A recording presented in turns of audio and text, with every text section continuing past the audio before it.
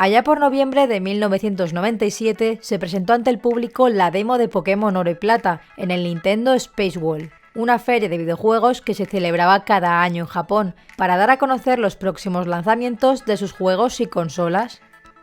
20 años después, esta beta ha sido filtrada por un usuario anónimo y gracias a ella podemos percatarnos de la gran cantidad de cambios que han sufrido estas ediciones hasta convertirse en lo que hoy conocemos. La segunda generación de Pokémon experimentó una larga fase de desarrollo. Se comenzó a trabajar en ella inmediatamente después de la salida de Rojo y Verde, en 1996, bajo el nombre de Pokémon 2. Un año después podíamos ver a Ho-Oh en el anime de Pokémon, como modo de anticipación a las ediciones que tenían previstas sacar este año, pero que no pudieron hacer hasta el 99. Pasaron por diferentes versiones desde que fueron mostradas por primera vez en el Space World, retrasando su fecha de salida mucho más tiempo de lo que Game Freak había planeado. Esto se debió al cambio de plataforma de Game Boy a Game Boy Color, ya que solo contaban con alrededor de 4 programadores, que debían incorporar nuevas funciones, pues el resto del personal se encontraba traduciendo los primeros juegos. Tras la intro podemos ver una pantalla de título totalmente diferente, pero esta pantalla no solo ha cambiado una vez, sino hasta 4 como mínimo. Se puede ver que la primera idea era mostrar a Ho-Oh con todo su esplendor, pero que finalmente se optó por simplemente dejar su silueta. Al tratarse de una demostración para quienes asistieran al evento, la introducción de Oak era muy breve y habían deshabilitado los eventos de selección del inicial en el laboratorio, comenzando ya directamente con uno de los 3 Pokémon aleatorios en el equipo, de nivel 8. Dichos eventos fueron desactivados, pero no eliminados, por lo que sí que se encuentran almacenados en la memoria del juego, y hablaremos de ello más adelante. Podemos observar que no solo nuestro cuarto está cambiado, sino que el juego gráficamente se ve mucho más parecido a las primeras ediciones que a los propios Pokémon Oro y Plata. Respecto a los Pokémon con los que comenzaríamos nuestra aventura, tenemos a Chikorita y a Honoguma y Kurusu, Pokémon que descartaron de la versión final. Seguramente os resulten familiares estos dos diseños, pues desde hace tiempo se conocían algunos de estos Pokémon Beta, junto a otros más, e incluso yo misma hice un vídeo de esto hace ya varios años. Como veis, el menú de estadísticas de los Pokémon difiere bastante del original, tanto la distribución de datos como la ordenación de las 3 páginas que muestran el nivel, stats y movimientos. Y lo mismo para la mochila, mucho menos intuitivo. He aquí una pequeña comparación general para que podáis apreciar las diferencias.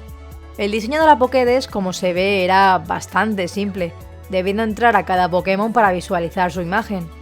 Los 151 primeros Pokémon tienen sus datos completos, pues simplemente los traspasaron de ediciones anteriores, mientras que los restantes solo cuentan con el número, el sprite y el nombre del Pokémon. La especie, altura y peso están sin determinar, y la descripción de la Pokédex indica que el Pokémon acaba de ser descubierto y que se encuentra en investigación. El juego nos muestra un lugar que poco tiene que ver con Pueblo Primavera, más que en el número de edificios. Esta ciudad recibía el nombre de Silent Hills. El centro Pokémon acabó siendo sustituido por una casa más en la versión final. Al oeste del pueblo podemos acceder a la Ruta 1, donde hay un par de chicos y hierba alta con algunos Pokémon de Kanto y otros diseños beta de Yoto. El menú de las batallas se mantiene igual y los back sprites no están bien posicionados, parecen estar flotando. Los encuentros tienen la particularidad de que tras terminar el combate puede comenzar otro sin haber dado ningún paso, lo cual es bastante molesto. Y otra cosa también es que si pierdes el combate el juego se reinicia. Ambas cosas son producto de la fase aún tan temprana en que se encontraban estos juegos, pues como todos sabemos estas cosas no ocurrían en primera generación, y sería absurdo agregarlas a una segunda. Los accesos a la zona son bastante poco intuitivos, por cierto. Yo por lo menos a veces no sé lo que es entrada y lo que es pared. En esta zona podemos enfrentarnos a unos cuantos entrenadores, en lo que parece ser un bosque, siendo necesario hablar con ellos para combatir. Algunos de estos sprites también los conocemos de revistas que mostraban los primeros detalles. Y a la salida de este lugar llegaremos a una zona con un acceso a lo que parece ser la siguiente ciudad. No obstante, se encuentra Silver impidiéndonos la entrada, pues aquí terminaría lo que llevaban hecho de la beta. En la pantalla de títulos, si presionamos Select, podemos acceder al Debug menú o menú de depuración, utilizado por los desarrolladores durante la creación de videojuegos, para realizar pruebas y detectar errores más fácilmente. Aquí encontraremos opciones para acceder a los diferentes contenidos del juego. El primero es una prueba de batalla que te permite elegir un equipo de hasta 6 Pokémon, los que queramos de los 251 con los que cuenta el juego, y sus respectivos niveles, y el Pokémon al que nos queremos enfrentar de forma salvaje o de un entrenador aleatorio. Los huecos 252 y 253 están vacíos, por lo que os podéis hacer una idea de lo que ocurriría al seleccionarlos. La segunda opción nos lleva dentro del juego en modo depuración, con la Pokédex completa y la mochila llena de objetos. Desde aquí podemos atravesar las paredes, personajes y objetos, manteniendo pulsado el botón B para acceder a puertas cerradas o llegar a lugares inaccesibles. Perfecto para eludir al rival y ver el resto del prototipo, ¿no? La tercera opción del debug es una prueba de sonido. Nos permite movernos por las diferentes canciones del juego, pero sin la posibilidad de escucharlas, ya que en su mayoría no estaban ni introducidas. La cuarta nos permite jugar a 5 minijuegos entre los que se encuentra el póker, puzzles de diferentes mini sprites Pokémon, el Memory Game, bastante complicado de completar, Picross, un juego que había sido planeado para 1999, por lo que esto podría haber sido su precursor, y las conocidas tragaperras del casino, por supuesto, no podían faltar. La quinta opción nos permite ver los sprites frontales y traseros de todos los Pokémon del juego, de primera y segunda generación. Y la última nos abre el Pokégear y nos muestra el mapa, que poco tiene que ver con el final. Kanto aparecía muy reducido, lo que hubiera dado lugar a un postgame mucho más pobre que el que tuvimos con las dos regiones al completo que caracterizan Oro y Plata. También tenemos la función de la radio, que nos muestra 4 canciones y las llamadas. Pero de entre todo esto, lo que más ha impactado a la comunidad claramente han sido los diseños. Es impresionante los grandes cambios que han experimentado los Pokémon en su mayoría. De entre estos hay tan solo 63 que mantuvieron en la versión final, con algunas variaciones y que podemos reconocer sin demasiado problema. Chikorita y Meganium se mantienen igual, pero en cambio el que daría lugar al diseño de Bayleef es totalmente distinto, como una fase intermedia en florecimiento. Hoot apenas varía, pero con Noctowl sí que apreciamos diferencias notables. Lo mismo para Ledian, con un mayor parecido a una mariquita común, mientras que Lediva se ve prácticamente idéntico. Algún que otro cambio para Spinarak y Ariados, sobre todo para este segundo, cuyo nombre en japonés significa literalmente 2 cabezas, que podemos ver en su abdomen. Nada que comentar sobre Crobat, salvo que evolucionaría al nivel 44 en vez de por felicidad, y las preevoluciones de Pikachu, Clefairy y Jigglypuff, sobre todo en el caso de Pichu, que se ve muy distinto, evolucionando todos ellos por nivel y tampoco por felicidad. Togepi no iba a tener evolución, y Natu pasaría a ser Satu utilizando una piedra corazón, objeto jamás publicado. Marip y su línea evolutiva se mantienen igual. Y respecto a Velosom nos encontramos que iba a tener el tipo veneno como secundario, y a evolucionar de Gloom con piedra veneno, que tampoco llegó a existir. Marill no evolucionaba y Politoed, aparte de dar un cambio drástico, usaba también la piedra corazón. Hoppip, Skiploop y Jumpluff estaban basados en gatos, dándole un mayor sentido a sus nombres en japonés, con la terminación en neko. En Aipon también vemos grandes cambios. Respecto a Sunflora iba a ser planta psíquico y Quaxly solamente agua, y ninguno de ellos tendría preevolución. Speon y Umbreon evolucionarían de Eevee con piedras corazón y veneno, y Murkrow llevaba un sombrero de bruja. Slowking y Unown son iguales, y Girafarig hace mención a su nombre palíndromo al tener 2 cabezas, y además iba a ser siniestro normal.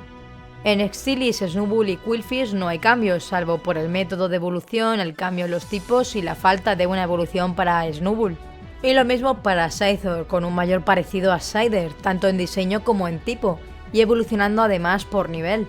Sneasel no tiene nada que ver en lo absoluto, y los conceptos de Remoraid y de Octillery se basan en una pistola y un tanque.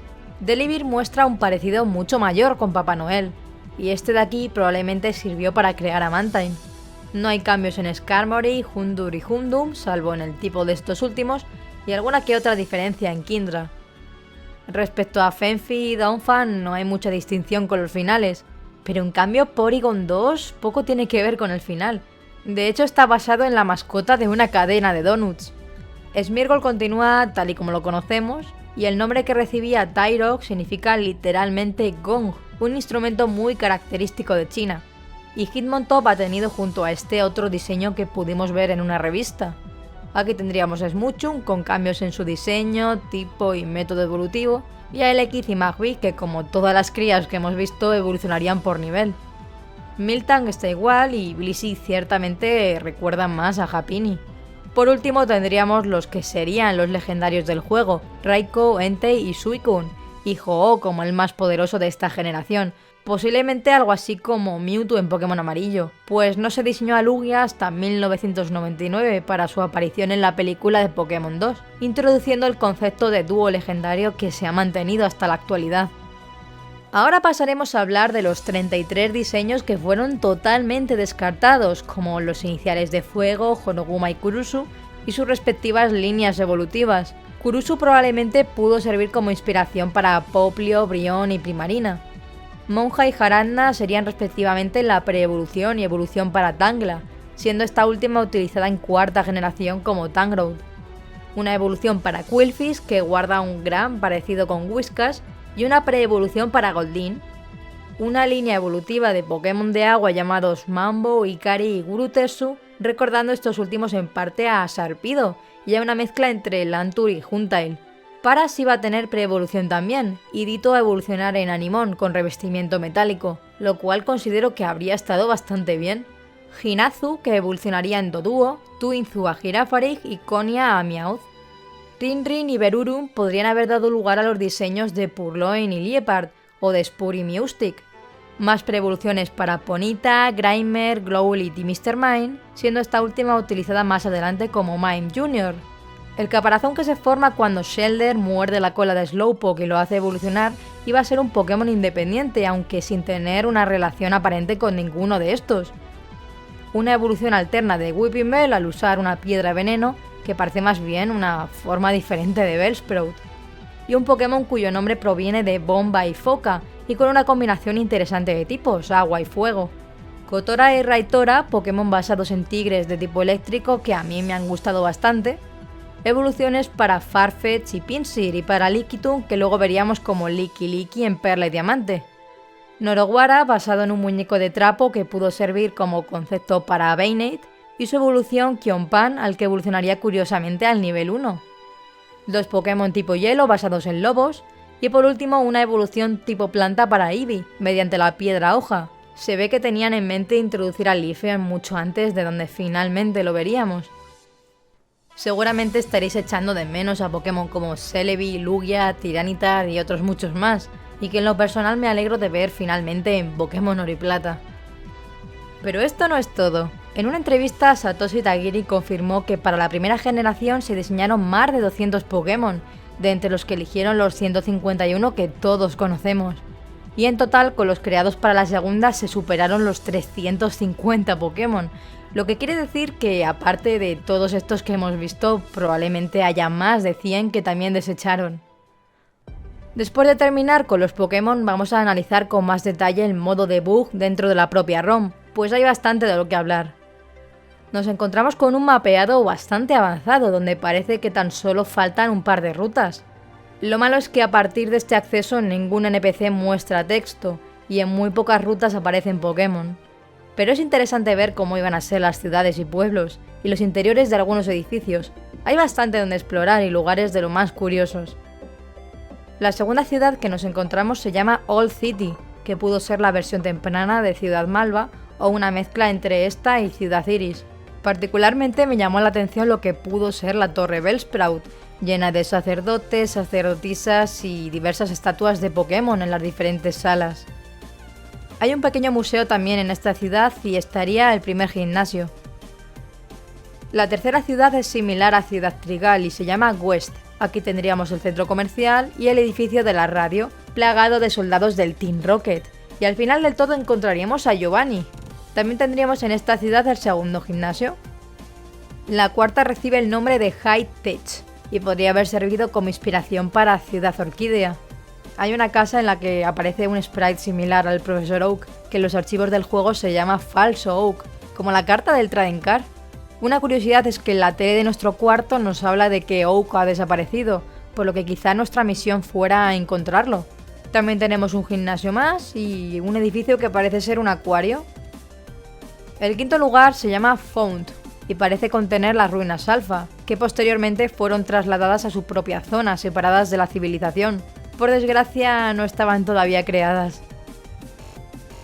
El sexto lugar es Virden, un pueblo en el desierto que podía haber dado lugar a Pueblo Azalea, con otro gimnasio y un oasis en su interior. Si os fijáis, estos tiles los reutilizaron para el pozo Slowpoke. La séptima se llama New Type, que pudo ser la ciudad olivo que conocemos. Podemos ver que nuestro rival se encuentra a la entrada, por lo que seguramente estuviera programada una batalla ahí. Tiene un dogo de artes marciales como el de primera generación, otro gimnasio y un restaurante. Sugar es la octava ciudad, con una cueva a la que no podemos acceder, y aunque estos son simplemente conjeturas, es posible que el lago que se encuentra al sur tenga que ver con el lago de la Furia. Hay también una casa, además, que es un conglomerado de tiles sin ninguna coherencia. Como noveno tenemos el Bull Forest, un pueblo nevado con hoyos en el suelo, un gimnasio y la casa de Agatha. Y la décima se llama Stand, con recintos Pokémon que recuerdan a los que hay en Ciudad Fucsia en la primera generación.